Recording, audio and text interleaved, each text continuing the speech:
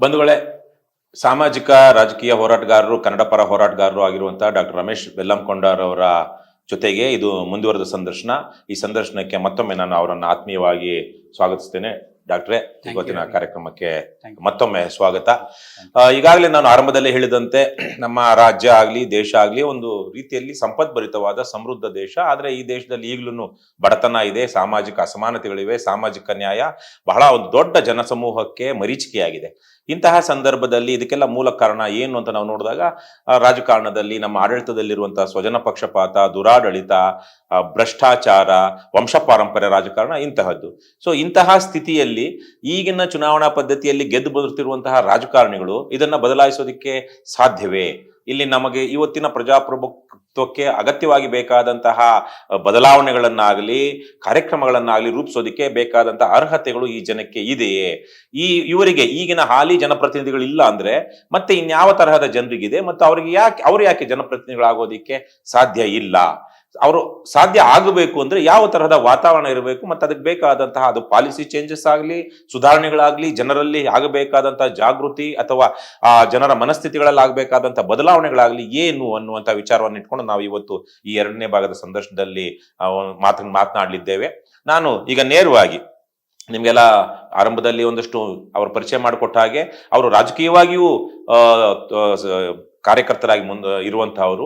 ಸುಮಾರು 6-7 ವರ್ಷಗಳ ಕಾಲ ಆಮ್ ಆದ್ಮಿ ಪಕ್ಷದ ಜೊತೆ ಗುರುತಿಸಿಕೊಂಡು 2023ರಲ್ಲಿ ಬೆಂಗಳೂರಿನ ವಿಜಯನಗರ ವಿಧಾನಸಭಾ ಕ್ಷೇತ್ರದಿಂದ ಡಾಕ್ಟರ್ ರಮೇಶ್ ಬೆಲ್ಲಂಕೊಂಡರವರು ಸ್ಪರ್ಧೆ ಮಾಡಿದ್ರು. ಈಗ ನಾನು ಈ ಕಾರ್ಯಕ್ರಮದ ಆರಂಭಿಸೋದಕ್ಕೆ ಮೊದಲು ಒಂದು 2 ಪ್ರಶ್ನೆಗಳನ್ನ, ನೇರವಾದ ಪ್ರಶ್ನೆಗಳನ್ನ ಡಾಕ್ಟರ್ಗೆ ಕೇಳ್ತೀನಿ. ಡಾಕ್ಟ್ರೆ, ನೀವು 2023ರಲ್ಲಿ ಸ್ಪರ್ಧೆ ಮಾಡಿದ್ರಿ. ನೀವು ಸ್ಪರ್ಧೆ ಮಾಡಿದಂಥ ಕ್ಷೇತ್ರದಲ್ಲಿ ಯಾರೆಲ್ಲ ಈ JCB ಅಂತ ನಾವೇನ್ ಹೇಳ್ತೀವಿ, ಜನತಾ ದಳ, ಕಾಂಗ್ರೆಸ್, ಬಿಜೆಪಿ ಪಕ್ಷದ ಅಭ್ಯರ್ಥಿಗಳು ಸ್ಪರ್ಧೆ ಮಾಡಿದ್ರು. ನಿಮ್ಮ ಪ್ರಕಾರ ನೀವು ಅವರಿಗಿಂತ ಹೆಚ್ಚು ಅರ್ಹರು, ನಾನು ಈ ಒಂದು ಕಾನ್ಸ್ಟಿಟ್ಯೂಯನ್ಸಿನ ಅಥವಾ ಜನರನ್ನ ನಾನು ಅವ್ರಿಗಿಂತ ಚೆನ್ನಾಗಿ ಪ್ರತಿನಿಧಿಸಬಲ್ಲೆ ಅನ್ನುವಂತಹ ಒಂದು ವಿಶ್ವಾಸ ನಿಮ್ಗಿತ್ತ? ಅವ್ರಿಗಿಂತ ನೀವು ನಿಜಕ್ಕೂ ಯೋಗ್ಯರು ಅಂತ ಅನ್ಸಿತ್ತಾ? ಎರಡನೇದಾಗಿ ಅದಕ್ಕೆ ಪೂರಕವಾದಂತಹ ಪ್ರಶ್ನೆ, ಯಾಕೆ ಗೆಲ್ಲಿಲ್ಲ ನೀವು? ಅವ್ರಿಗಿಂತ ನಾನು ಯೋಗ್ಯ ಅಂದರೆ ನನಗಿಂತ ಯೋಗ್ಯತೆ ಕಡಿಮೆ ಇರೋರು ಅಂತ ಅವ್ರಿಗೆ ಹೇಳ್ದಂಗೆ ಆಗುತ್ತೆ. ಅದು ಚೆನ್ನಾಗಿರೋದಿಲ್ಲ, ಅದು ಬೇಡ, ಅದು ಸೂಕ್ತ ಅಲ್ಲ ಹೇಳೋದಕ್ಕೆ. ಅವ್ರಿಗೆ ಯೋಗ್ಯತೆ ಬಗ್ಗೆ ಅವ್ರಿಗೆ ಏನಿದೆ ಅವ್ರಿಗೆ ಮನಸ್ಸಲ್ಲಿರಲಿ, ಜನ ಏನು ತಿಳ್ಕೊಂಡಿದ್ದಾರೆ ಅದು ಇದ್ಕೊಳ್ಳಿ. ನಾನು ಯೋಗ್ಯನ, ನನ್ನ ಉದ್ದೇಶ ಚೆನ್ನಾಗಿದೆ, ನನಗೆ ದೇವರು ಒಳ್ಳೆ ಕ್ಷಮತೆ ಕೊಟ್ಟಿದ್ದಾರೆ. ಸೊ ಇದು ಜವಾಬ್ದಾರಿ ಬಹಳ ದೊಡ್ಡ ಜವಾಬ್ದಾರಿ. ಆದ್ರೂ ಚೆನ್ನಾಗಿ ನಿರ್ವಹಿಸಬಲ್ಲೆ ಅನ್ನೋ ಒಂದು ಆಶಾ ಭರವಸೆ ಇದೆ. ಬಟ್ ಇದು ಯಾತಕ್ಕೆ ಗೆಲ್ಲಿಲ್ಲ ಅನ್ನೋ ಪ್ರಶ್ನೆ ಬಂದರೆ, ಪ್ರಶ್ನೆ ಬಂದಿದೆ. ನಮ್ಮ ವಿಧಾನಸಭಾ ಕ್ಷೇತ್ರದಲ್ಲಿ 3 ಲಕ್ಷ ವೋಟರ್ಸ್ ಅಂದಾಜು, 2,93,000 ಚಿಲ್ಲರೆ ಆ ಥರ ವೋಟರ್ಸ್. ಓಕೆ, ಸೊ ಒಂದು ಕುಟುಂಬಕ್ಕೆ 3-4 ಜನ ವೋಟರ್ಸ್ ಇದ್ದಾರೆ ಅಂತ ಅಂದ್ಕೊಂಡ್ರು ಕೂಡ ಸುಮಾರು 1 ಲಕ್ಷ ಕುಟುಂಬಗಳು ಇದೆ ನಮ್ಮ ವಿಧಾನಸಭಾ ಕ್ಷೇತ್ರದಲ್ಲಿ. ಅವ್ರಿಗೆಲ್ಲರಿಗೂ ನಾನು ಹೊಸಬ. ಯಾರು ರಮೇಶ್ಗೂ ನಾವು ಏನು ಸಂಬಂಧ, ಏನು ಗೊತ್ತಿಲ್ಲ. ಸೊ ಜನರಿಗೆ ಬೇರೆಯವ್ರ ಬಗ್ಗೆ ತಿಳ್ಕೊಳ್ಳೋದಕ್ಕೆ ಅವಕಾಶ, ಈಗ ವಾಸ್ತವ ಏನಿದೆ ಆ ಅವಕಾಶದಲ್ಲಿ ಜನರಿಗೆ ತಿಳ್ಕೊಳ್ಳೋದಕ್ಕೆ ಸಾಧ್ಯ ಇಲ್ಲ. ತುಂಬ ಕಷ್ಟ. ನಾನು ಹೇಗೆ ತಿಳಿಸೋದು? ನಾನು 1 ಲಕ್ಷ ಕುಟುಂಬಗಳಿಗೆ ಹೋಗಿ ಮನೆಗೂ ಹೋಗಿ ಮಾತಾಡಿ ಎಲ್ಲರ ಹತ್ರ 2 ಗಂಟೆಗೆ ಕೂತ್ಕೊಂಡು ಸಾಧ್ಯ ಇಲ್ಲ. ಎಲ್ಲರ ಹತ್ರ 5 ನಿಮಿಷ, ಎಲ್ಲರ ಹತ್ರ 1 ನಿಮಿಷ ಮಾತಾಡೋದಕ್ಕೂ ಸಾಧ್ಯ ಇಲ್ಲ. I mean just numbers are like that. Practical ಸಮಸ್ಯೆ ಇದೆ. ಸೊ ನಮಗೆ ಸಾರ್ವಜನಿಕ ಮಾಧ್ಯಮಗಳೇನಿದೆ, ಈ ಸ್ಯಾಟಲೈಟ್ ಮೀಡಿಯಾ, ಟಿವಿಗಳಾಗ್ಬೋದು, ಸೋಷಿಯಲ್ ಮೀಡಿಯಾಗಳಾಗ್ಬೋದು, ಒಟ್ಟಿನಲ್ಲಿ ಮಾಧ್ಯಮಗಳೇನಿದೆ ಅದರಲ್ಲಿ ನಮಗೆ ಎಷ್ಟರ ಮಟ್ಟಿಗೆ ಜಾಗ ಇದೆ, ಎಷ್ಟರ ಮಟ್ಟಿಗೆ ಇಲ್ಲ ಅನ್ನೋದೊಂದು ಪ್ರಶ್ನೆ. ಇನ್ನೊಂದು ಪ್ರಶ್ನೆ ಬರುತ್ತೆ, ಜನರಿಗೆ ಆ್ಯಕ್ಚುಲಿ ಚುನಾವಣೆ ಯಾತಕ್ಕೆ ಬೇಕು? ಇದು ಪ್ರಜಾಪ್ರಭುತ್ವ ಯಾತಕ್ಕೆ ಬೇಕು? ಅದಕ್ಕೂ ನಮಗೂ ಏನು ಸಂಬಂಧ? ಜನರಿಗೆ ಇದ್ರ ಬಗ್ಗೆ ಅರಿವು ಎಷ್ಟಿದೆ, ಎಷ್ಟು ಆಳವಾದ ಅಂಡರ್ಸ್ಟ್ಯಾಂಡಿಂಗ್ ಇದೆ ಅಥವಾ ಇಲ್ಲ, ಅದು ಬಹಳ ಮುಖ್ಯ ಪ್ರಶ್ನೆಗಳಾಗುತ್ತೆ. ಸೊ ಈ ಎಲ್ಲ ದೃಷ್ಟಿಕೋನಗಳಿಂದ ನೋಡಿದ್ರೆ ನನಗೆ ಈಗಲೂ ಕೂಡ ಪ್ರಾಯಶಃ ಬಹಳ ಜನಕ್ಕೆ ನಾನು ಸ್ಪರ್ಧೆ ಮಾಡಿದ್ದೆ, ಆದರೂ ಕೂಡ ನಾನು ಯಾರು ಅಂತ ಗೊತ್ತಿಲ್ಲ. ಹೆಸರು ಕೇಳಿರ್ಬೋದು ಅಥವಾ ಮಖ ನೋಡಿರ್ಬೋದು, ಅದು ಫೋಟೋ ನೋಡಿರ್ಬೋದು, ಅದು ಕೂಡ ಎಲ್ಲರೂ ನೋಡಿದ್ದಾರೆ ಅಂತ ಹೇಳೋಕ್ಕಾಗಲ್ಲ ನಾನು. ಹೆಸರು ಕೂಡ ಎಲ್ಲರೂ ಕೇಳಿದ್ದಾರೆ ಅಂತ ಹೇಳಕ್ಕಾಗಲ್ಲ. ಆ ಹೆಸರು ಹಿಂದೆ, ಆ ಮುಖದ ಹಿಂದೆ ಇರೋ ವ್ಯಕ್ತಿತ್ವ ಏನು, ಇವ್ರಿಗೂ ಪ್ರಜಾಪ್ರಭುತ್ವಕ್ಕೂ ನಮ್ಮ ಜನರ ಜೀವನಕ್ಕೂ ಇರೋ ಸಂಬಂಧ ಏನು, ಅದು ಯಾವ ರೀತಿ ಎಷ್ಟರ ಮಟ್ಟಿಗೆ ಇದು ಅಲೈನ್ ಆಗುತ್ತೆ, ಎಷ್ಟರ ಮಟ್ಟಿಗೆ ಬೇರೆಯವರ ಮುಖ, ಬೇರೆಯವ್ರ ಹೆಸರು ಹೇಗೆ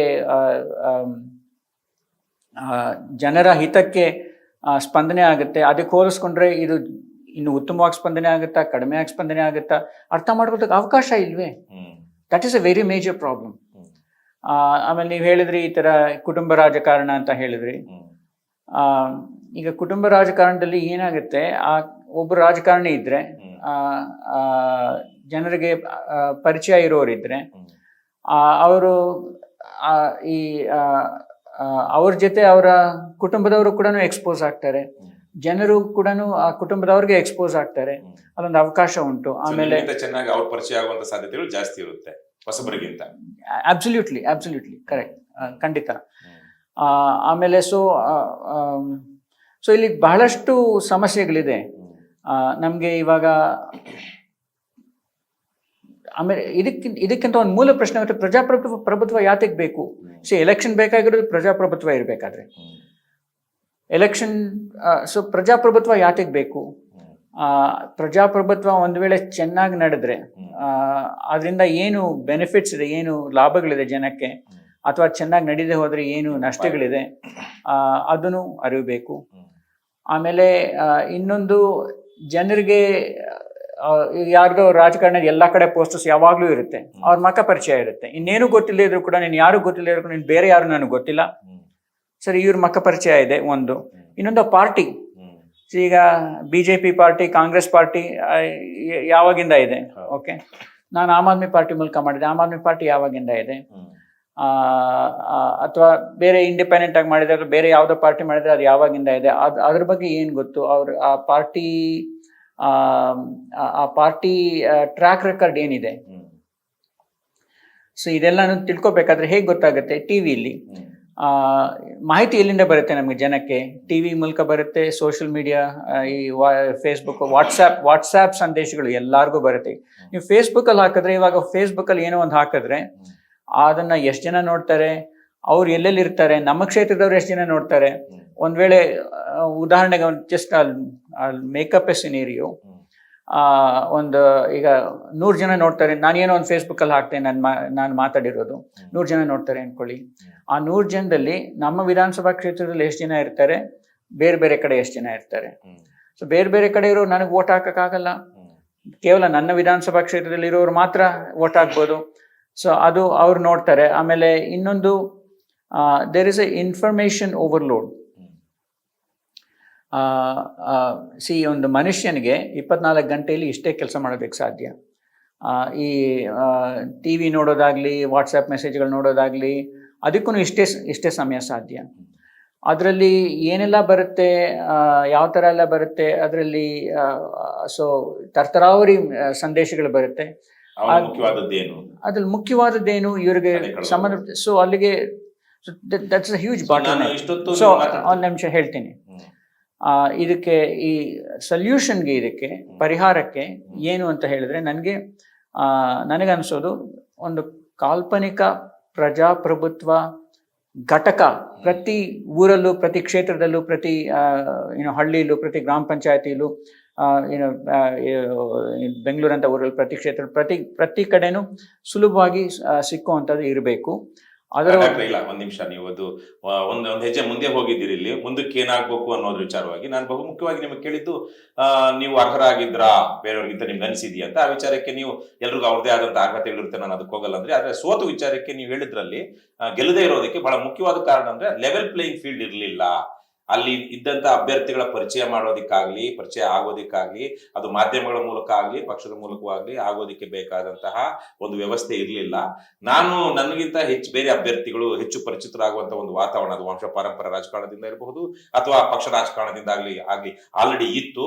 ಹಾಗಾಗಿ ನಾನು ಒಬ್ಬ ಅಭ್ಯರ್ಥಿ, ಅವರು ಒಬ್ಬ ಅಭ್ಯರ್ಥಿ, ಆದ್ರೆ ಅವರಿಗೆ ಹೆಚ್ಚಿನ ಅಡ್ವಾಂಟೇಜಸ್ ಇತ್ತು ಬೇರೆ ಬೇರೆ ಕಾರಣಗಳಿಂದಾಗಿ, ನಮ್ಗೆ ಅಡ್ವಾಂಟೇಜಸ್ ಕಡಿಮೆ ಇತ್ತು ಅಂತ. ಸೊ ಇಂತಹ ಒಂದು ಲೆವೆಲ್ ಪ್ಲೇಯಿಂಗ್ ಫೀಲ್ಡ್ ಅಂತ ನಾವೇನ್ ಹೇಳ್ತೀವಿ ಅದಿರ್ಲಿಲ್ಲ. ಅದು ಬಹಳ ಮುಖ್ಯವಾಗಿ ನೀವು ಹೇಳ್ತಿರೋದ್ರಲ್ಲಿ ಅದು ನೀವು ಗೆಲ್ಲದೆ ಇರೋದಕ್ಕೆ ಬಹಳ ಪ್ರಮುಖವಾದ ಕಾರಣ ಅಂತ ನಿಮ್ಗೆ ಅನಿಸಿದೆ ಅಂತ ನೀವು ಇಷ್ಟೊತ್ತು ಮಾತಾಡಿದ್ರೆ ನನ್ಗೆ ಅನಿಸಿದ್ದು. ಅದು ಒಂದು ಬಹಳ ಮುಖ್ಯ ಕಾರಣ, ಬಹಳ ಮುಖ್ಯ ಕಾರಣ. ಅಂದ್ರೆ ಜನರಿಗೆ ನನ್ನ ಪರಿಚಯ ಆಗೋದಕ್ಕೆ ಅವಕಾಶ ಇಲ್ವೇ? ಸೊ ಆದ್ರೆ ಅವರು ಅಭ್ಯರ್ಥಿ, ನೀವು ಅಭ್ಯರ್ಥಿ. ಸೊ ಹಾಗಾಗಿ ಎಲ್ಲಾ ಅಭ್ಯರ್ಥಿಗಳಿಗೂ ಒಂದು ಸಮಾನ ಅವಕಾಶ ಕೊಡುವಂತ ಒಂದು ವ್ಯವಸ್ಥೆ ಇಲ್ಲಿಲ್ಲ. ಕೆಲವೊಬ್ಬರಿಗೆ ಮಾತ್ರ ಇವತ್ತಿನ it is not a free, it may be they say it is a free and fair election, but it is fairer to very certain group of people, but it is unfair to a lot of people who come to politics fresh ಅನ್ನೋ ತರದ ಒಂದು ಅಭಿಪ್ರಾಯನ ನೀವು ವ್ಯಕ್ತಪಡಿಸ್ತಾ ಇದ್ದೀರಾ. ಇದಕ್ಕೆ ಸಂಬಂಧಪಟ್ಟ ಇನ್ನೊಂದೆರಡು ವಿಷಯ ಹೇಳ್ತೀನಿ. ಇವಾಗ ಇವು ಟಿವಿಲಿ ಬ್ರಾಡ್ಕಾಸ್ಟ್ ಮಾಡ್ಬೇಕಾದ್ರೆ ಯಾರು ಮಾಡ್ತಾರೆ? ಆ ಟಿವಿ ಓನರ್ ಯಾರು? ಆ ಎಡಿಟರ್ ಯಾರಿಗೆ ಅವರ ಏನೋ ಲಾಯಲ್ಟಿ ಇರುತ್ತೆ. ಓಕೆ, ಅದು ಆಮೇಲೆ ಈಗ ನಮಗೆ ಗೊತ್ತಿರೋ ಹಾಗೆ 90% of the mainstream television, so-called mainstream television channels, and they're controlled by a few politicians and major political parties. ಅದು ಒಂದು. ಆಮೇಲೆ ಸೋಷಿಯಲ್ ಮೀಡಿಯಾ ಅಂತಾನೆ ಅನ್ಕೊಳ್ಳಿ. ಸೋಷಿಯಲ್ ಮೀಡಿಯಾದಲ್ಲಿ ಕಂಟೆಂಟ್ ಕ್ರಿಯೇಟ್ ಮಾಡೋದಕ್ಕೆ, ಅದನ್ನು ಹರಡೋದಕ್ಕೆ it is a very time consuming, money consuming thing. So ಅದು ಎಲ್ಲರಿಗೂ ಅವಕಾಶ ಇರೋದಿಲ್ಲ. ಇಲ್ಲ.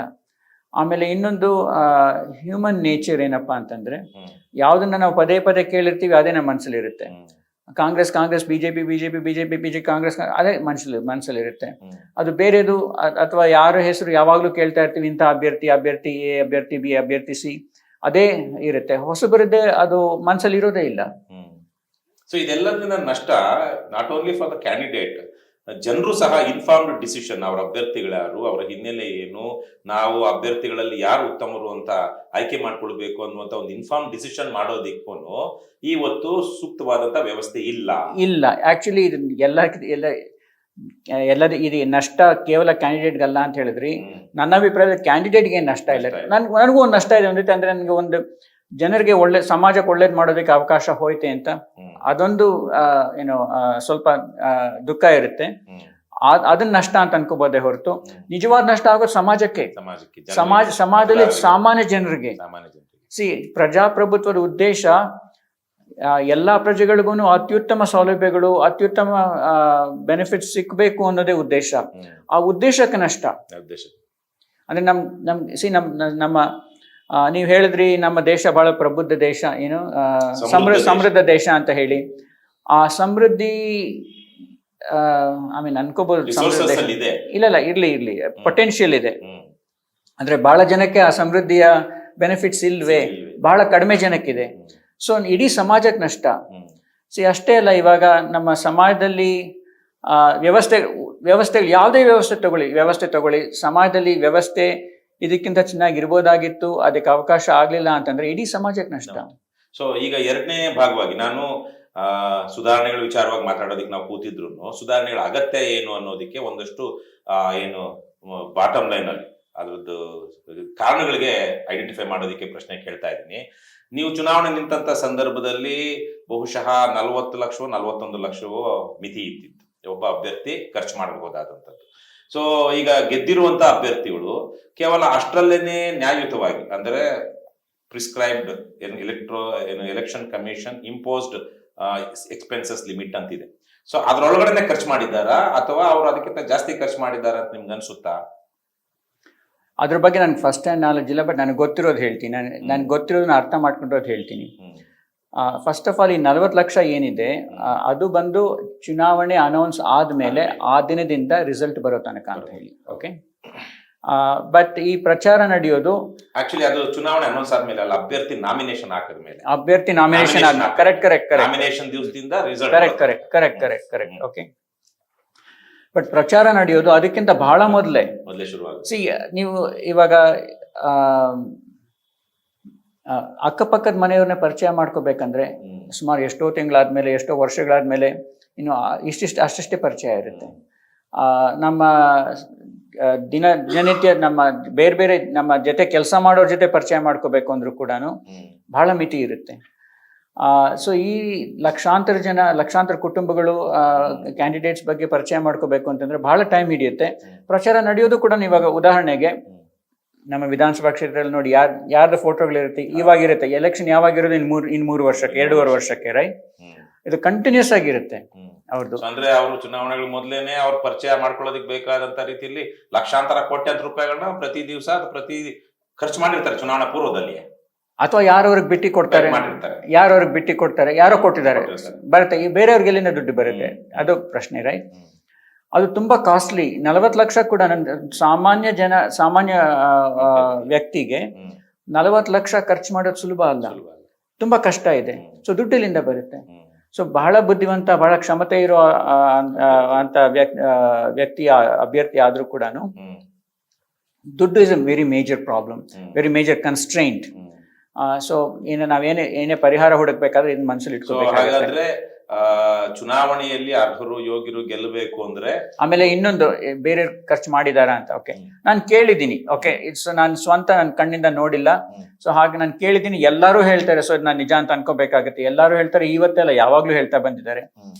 ಚುನಾವಣೆಗೆ ಮೊದಲು ಹಣದ ವಿತರಣೆ ಆಗತ್ತೆ, ಹೆಂಡ ಇತ್ಯಾದಿ ವಿತರಣೆ ಆಗತ್ತೆ.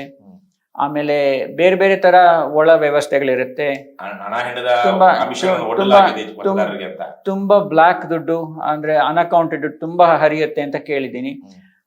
ಇದು ಇವತ್ತೆಲ್ಲ ಯಾವಾಗ್ಲೂ ಕೇಳ್ಕೊಂಡು ಬಂದಿದ್ದೀನಿ. ಒಬ್ರಿಂದ ಅಲ್ಲ, ಎಲ್ಲ ಆಲ್ಮೋಸ್ಟ್ ಇದು ಇಲ್ಲ ಅಂತ ಹೇಳೋರು ಯಾರು, ಅದು ಬಹಳ ಅಪರೂಪ ಸಿಕ್ಕೋದು. ಇವೆಲ್ಲ ಇದಕ್ಕೆಲ್ಲ ಹಣ ಹಂಚೋದಿಕ್ಕೆ ಅಥವಾ ಹೆಂಡ ಹಂಚೋದಿಕ್ಕೆ ಬೇರೆ ಯಾವ್ದೋ ರೀತಿಯಲ್ಲೋ ಈಗ ಕುಕ್ಕರು, ಸೀರೆ ಈ ತರದ್ದೆಲ್ಲ ಹಂಚೋದಿಕ್ಕೆ ಕಾನೂನಲ್ಲಿ ಅವಕಾಶ ಇದೆಯಾ ಡಾಕ್ಟ್ರೆ? ಕಾನೂನಲ್ಲಿ ಏನ್ ಹೇಳ್ತಾರೆ ಅಂದ್ರೆ, ನೀವು ವೋಟ್ಗೋಸ್ಕರ ಹಂಚಬಾರ್ದು ಅಂತ ಹೇಳಿ. ಅಂದ್ರೆ ನೀವು ಅದನ್ನ ಕೊಟ್ಬಿಟ್ಟು ವೋಟ್ ನನಗೆ ಹಾಕಿ ಅಂತ ಹೇಳ್ಬಾರ್ದು, ಅಥವಾ ಆ ರೀತಿ ವೋಟ್ ಹಾಕಿಸ್ಕೊಳ್ಳೋ ಒಂದು ಪರಿಣಾಮ ಬರೋದಕ್ಕೆ ನೀವು ಮಾಡಬಾರ್ದು ಅಂತ ಹೇಳಿ. ನೀವು ಒಂದ್ ವೇಳೆ ಯಾರಾದ್ರೂ ಎಲ್ಲರಿಗೂ ಇಲ್ಲಿರೋ ಜನರಿಗೆಲ್ಲ ನಾನು ಸೀರೆ ಹಂಚ್ತೀನಿ ಅಂತ ನನ್ನ ದುಡ್ಡಲ್ಲಿ ಹಂಚ್ತೀನಿ ಅಂದ್ರೆ ಯಾರು ತಡೆಯೋರು ನಿಮ್ಮನ್ನ? ನಿಮ್ ದುಡ್ಡು ಏನಾದ್ರು ಮಾಡ್ಕೊಳ್ಳಿ, ಬಟ್ ಅದನ್ನು ಸ್ವಂತ ಈ ವೈಟ್ ದುಡ್ಡಿಂದ ಮಾಡಲ್ಲ, ದಾನ ಮಾಡೋದು, ಎಲ್ಲರಿಗೂ ದಾನ ಮಾಡ್ಬೋದು. ಯಾಕೆ ಎಲ್ಲಾರ್ಗು ಫ್ರೀಯಾಗಿ ಕೊಡ್ತೀನಿ ಅಂತಾರೆ, ಯಾರು ತಡೆಯೋರು? ಕಾನೂನಲ್ಲಿ ಅದಕ್ಕೆ ಸಮಸ್ಯೆ ಇಲ್ಲ. ಆದ್ರೆ ಎಲೆಕ್ಷನ್ ಅನೌನ್ಸ್ ಆದ್ಮೇಲೆ ನೀವೇನು ಕೊಡೋಂಗಿಲ್ಲ, ನೀವು ಅಭ್ಯರ್ಥಿ ಆದ್ರೆ ಏನು ಕೊಡೋಂಗಿಲ್ಲ. ಯಾಕೆಂದ್ರೆ ಅಲ್ಲಿ ಉದ್ದೇಶ ಬಂದು ನೀವು ಅವ್ರಿಗೆ ಆಮಿಷ ತೋರಿಸಿ ನೀವು ವೋಟ್ ಹಾಕಿಸ್ಕೋಬಾರ್ದು ಅಂತ ಹೇಳಿ, ಅಥವಾ ಬೆದರಿಕೆ ಹಾಕಿ ನೀವು ವೋಟ್ ಹಾಕಿಸ್ಕೋಬಾರ್ದು ಅಂತ ಹೇಳಿ. ಅದು ಉದ್ದೇಶ ಚೆನ್ನಾಗಿದೆ, ಬಟ್ ನನಗೆ ತಿಳಿದಿರೋ ಹಾಗೆ ಅದರ ಉಲ್ಲಂಘನೆ ಬಹಳನೇ ಜಾಸ್ತಿ ಉಲ್ಲಂಘನೆ ಆಗ್ತಾ ಇದೆ. ಇನ್ಫ್ಯಾಕ್ಟ್ ಉಲ್ಲಂಘನೆ ಆಗದೆ ಇರೋದೇ ಅಪರೂಪ ಅಂತ ನನಗೆ ಕೇಳಿದ್ದೀನಿ ಜನರ ಹತ್ರ. ಕಾನೂನು ಬಾಹಿರವಾದದ್ದು ಚುನಾವಣಾ ಸಮಯದಲ್ಲಿ ಚುನಾವಣಾ ಅಕ್ರಮಗಳ ಹೆಸರಲ್ಲಿ ಆಗ್ತಿದೆ, ಅದೇ ಅದನ್ನ ತಡೆಯೋದಿಕ್ ಆಗ್ತಾ ಇಲ್ಲ. ಸೊ ಯಾರು ಆ ಕಾನೂನು ಬಾಹಿರ ಕೆಲಸಗಳನ್ನ ಮಾಡಲ್ವೋ ಅವರಿಗೆ ಚುನಾವಣೆಗಳಲ್ಲಿ ವೋಟ್ ಬೀಳುವಂತಹ ಸಾಧ್ಯತೆಗಳು ತುಂಬಾ ಕಡಿಮೆ. ಇದು ಈ ವಿಚಾರಕ್ಕೆ ಅದು ಒಂದು ಪರಿಣಾಮ ಆಗುತ್ತೆ. ಕರೆಕ್ಟ್ ಒಪ್ಕೊಳ್ತೀರಾ? ಹೌದು. ಆಮೇಲೆ ಇನ್ನೊಂದು ಜನಕ್ಕೆ ಏನ್ ಬೇಕು, ಜನ ಯಾತಕ್ಕೆ ಅವ್ರು ದುಡ್ಡು ತಗೊಂಡು ಯಾತಕ್ಕೆ ವೋಟ್ ಹಾಕ್ತಾರೆ, ಇದು ಬಹಳ ಒಂದು ರೀತಿ ವಿಚಿತ್ರ ಅಂತ ಅನ್ಕೋಬಹುದು, ನಗುನು ಬರುತ್ತೆ. ಜನ ಇಲ್ಲ, ನಾನು ಕೇಳಿದ್ದೀನಿ ಜನರ ಹತ್ರ, ಅವರು ದುಡ್ಡು ಕೊಡೋರು ದೇವ್ರ ಹೆಸರಲ್ಲಿ ದುಡ್ಡು ಕೊಟ್ಬಿಟ್ಟು ಒಂದು ತೆಂಗಿನಕಾಯಿ, ತಾಂಬೂಲ, ಕುಂಕುಮ, ಅರಿಶಿನ ಕೊಟ್ಬಿಟ್ಟು ನಿಮ್ಗೆ ಈ ತರ ದೇವ್ರು ಒಳ್ಳೇದ್ ಮಾಡ್ಲಿ, ಈ ದೇವ್ರ ಹೆಸರಲ್ಲಿ ನೀವು ಪ್ರಮಾಣ ಮಾಡಿ ಅಂತ ಏನೋ ಮಾಡಿಸ್ಕೋತಾರೆ. ಓಕೆ, ಹೌದು, ನಾನು ಪ್ರಮಾಣ ಮಾಡಿದ್ದೀನಿ, ನಾನು ಅವ್ರಿಗೆ ಮೋಸ ಮಾಡಬಾರ್ದು ಅಂತ ಹೇಳಿ ವೋಟ್ ಹಾಕ್ತಾರೆ ಅಂತ ಕೇಳಿದೀನಿ.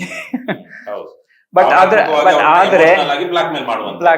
ಆದ್ರೆ ಅವ್ರಿಗೆ ಏನ್ ಅರ್ಥ ಮಾಡ್ಕೋತಾ ಇಲ್ಲ ಅಂತಂದ್ರೆ, ಮೋಸ ಇವಾಗ ನೀವು ಅವ್ರಿಗೆ ವೋಟ್ ಹಾಕದೇ ಇದ್ರೆ ನೀವು ಮೋಸ ಮಾಡ್ತೀರಿ ಅಂತ ನೀವ್ ಅನ್ಕೋತಾ ಇದ್ದೀರಿ.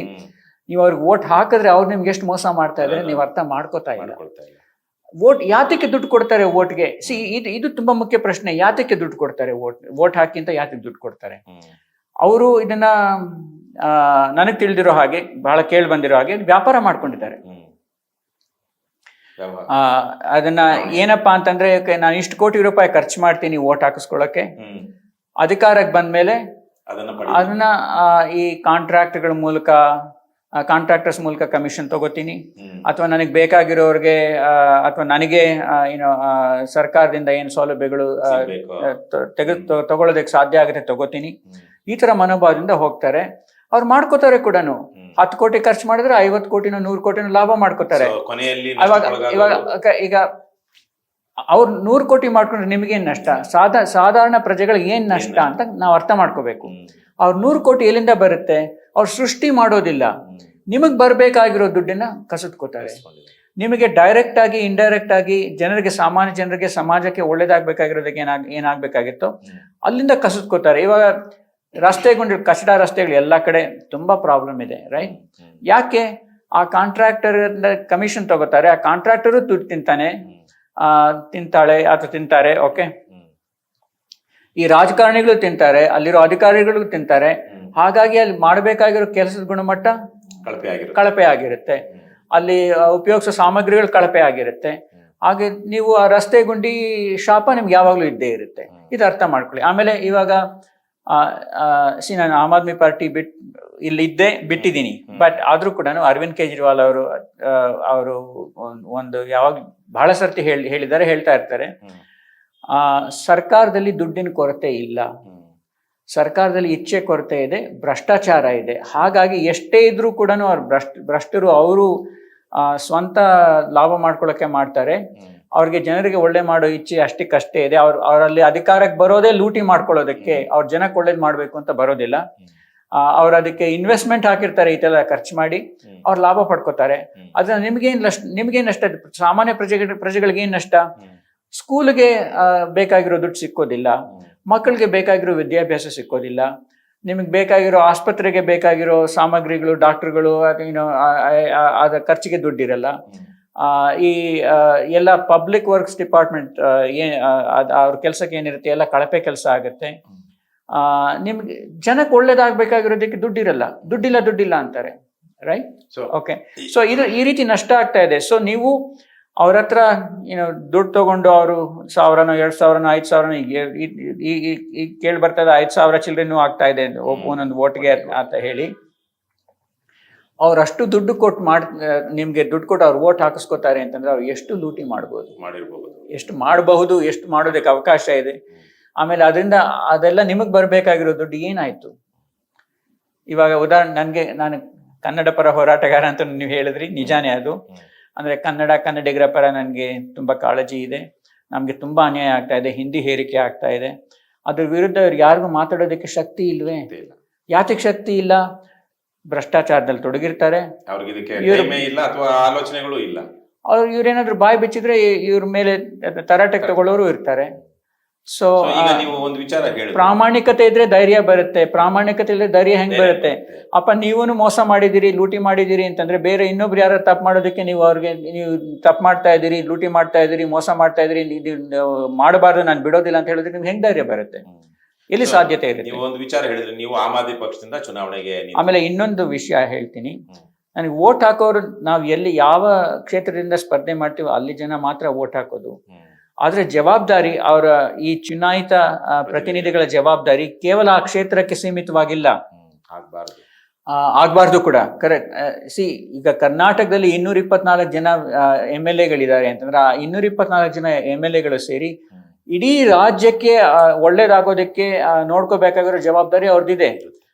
ಅವರು ಅದಕ್ಕೂ ತೊಡಗೋದಿಲ್ಲ. ಅವರ ಕ್ಷೇತ್ರದಲ್ಲಿ ಅವ್ರ ವೋಟ್ಗೋಸ್ಕರ ಏನ್ ಮಾಡ್ಬೇಕೋ ಸ್ವಲ್ಪ ಅವ್ರ ವೋಟ್ ಕಾಪಾಡ್ಕೊಳ್ಳೋಕೆ ಅಷ್ಟು ಇಷ್ಟ ಮಾಡ್ತಾರೆ, ಪ್ರಚಾರ ತಗೋತಾರೆ. ಅವರು ಸ್ವಂತ ಐಶ್ವರ್ಯ ಮಾಡ್ಕೊಳ್ಳೋದಕ್ಕೆ ಅವ್ರು ದೊಡ್ಡವರಾಗೋದಕ್ಕೆ ಏನ್ ಮಾಡ್ಬೇಕೋ ಮಾಡ್ಕೋತಾರೆ. ಒಟ್ಟಾರೆ ನಮ್ಮ ಜನಕ್ಕೆ ಮೂರ್ನಾಮ ಬೀಳುತ್ತೆ. ಇಡೀ ರಾಜ್ಯದಲ್ಲಿ ಇದೇ ತರ, ಪ್ರತಿ ಕ್ಷೇತ್ರದಲ್ಲಿ ಇದೇ ತರ ಆಗುತ್ತೆ. ಸೊ ಇಡೀ ರಾಜ್ಯಕ್ಕೆ ಇದು ಸಮಸ್ಯೆ ಅಂದ್ರೆ ಹೊಸಬರು ಒಳ್ಳೆಯವರು ಬರಬೇಕು ಅಂದ್ರೆ ಇದೊಂದು ಒಂಥರ ಬಹಳ ಗಂಭೀರವಾದಂತ ಸಮಸ್ಯೆ ಇದೆ. ನೀವೊಂದು ವಿಚಾರ ಹೇಳಿದ್ರಿ, ನೀವು ಆಮ್ ಆದ್ಮಿ ಪಕ್ಷ ನಿಂತಿದ್ರಿ ಅಂತ. ಈಗಾಗಲೇ ನೀವು ಹೇಳಿದಾಗೆ ಈಗಾಗಲೇ JDS, ಕಾಂಗ್ರೆಸ್, ಬಿಜೆಪಿ, ನಮ್ಮ ಎಸ್ಟಾಬ್ಲಿಷ್ಡ್ ಪಾರ್ಟಿಗಳು ಏನಿದೆ, ಹಳೆ ಪಾರ್ಟಿಗಳು ಕರ್ನಾಟಕದಲ್ಲಿ, ಅವರು ಈಗಾಗಲೇ ಇರುವಂತವರು ಲೂಟಿ ಹೊಡೆದಿದ್ದಾರೆ ಅಥವಾ ಲೂಟಿ ಹೊಡೆಯುವಂತಹ ಮನೋಭಾವ ಇರುವಂತವರೇ ಗೆದ್ದು ಬರ್ತಿದ್ದಾರೆ ಅನ್ನುವಂಥದ್ದು ಒಂದು ರೀತಿಯಲ್ಲಿ ಜನಾಭಿಪ್ರಾಯ ಇರುವಂತಹದ್ದು. ಸೊ ಇಂತಹ ಸಂದರ್ಭದಲ್ಲಿ ಸಣ್ಣ ಪಾರ್ಟಿಗಳಿಂದ ಇನ್ನು ಎಸ್ಟಾಬ್ಲಿಷ್ ಆಗದೇ ಇರುವಂತಹ ಹೊಸ ಪಾರ್ಟಿಗಳು ಬರದೇ ಇರೋದಕ್ಕೆ ಈ ಹಣದ ಪ್ರಭಾವ ಏನಿದೆ ಚುನಾವಣೆಗಳ ಮೇಲೆ, ಅದು ಬಹಳ ದೊಡ್ಡ ಕಾರಣ. ಯಾಕೆಂದ್ರೆ ಹೊಸ ಪಾರ್ಟಿಗಳು ಅವ್ರು ಯಾವ್ದೋ ಒಂದು ಹೊಸ ವಿಚಾರಧಾರೆಯನ್ನು ಹೊಸ ಆಲೋಚನೆಗಳನ್ನ ಇಟ್ಟುಕೊಂಡು ಬಂದಿರ್ತಾರೆ. ಅವರಿಗೆ ಸಾಕಷ್ಟು ಸಂಪನ್ಮೂಲಗಳು ಇರೋದಿಲ್ಲ. ಆದ್ರೆ ಈಗಾಗಲೇ ಸಂಪನ್ಮೂಲಗಳು, ಚುನಾವಣೆಗಳು ಗೆಲ್ಲುವಂತ ಸಂಪನ್ಮೂಲಗಳು ಯಾರಿಗಿದೆ?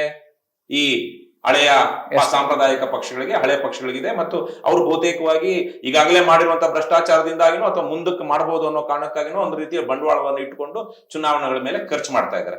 ಸೊ ಇಂಥ ಸಂದರ್ಭದಲ್ಲಿ ಹೊಸ ಪಕ್ಷಗಳಿಗೆ ಅಥವಾ ಹೊಸ ವ್ಯಕ್ತಿಗಳಿಗೆ ಇಡೀ ಚುನಾವಣಾ ಪದ್ಧತಿಯೇ ಒಂದು ರೀತಿಯಲ್ಲಿ ಅಡ್ಡಗೋಡೆ ಆಗಿದೆ ಮತ್ತು it is highly impossible for new people or new political parties to get some kind of traction in current political system ಅಂತ ನಿಮ್ಗೆ ಅನ್ಸಿದ್ಯಾ? ಅಥವಾ ಅಭಿಪ್ರಾಯ, ನಾನು ಏನ್ ಹೇಳಿದೆ ಅಭಿಪ್ರಾಯಕ್ಕೆ ನಿಮ್ಗೆ ಸಹಮತ ಇದೆಯಾ?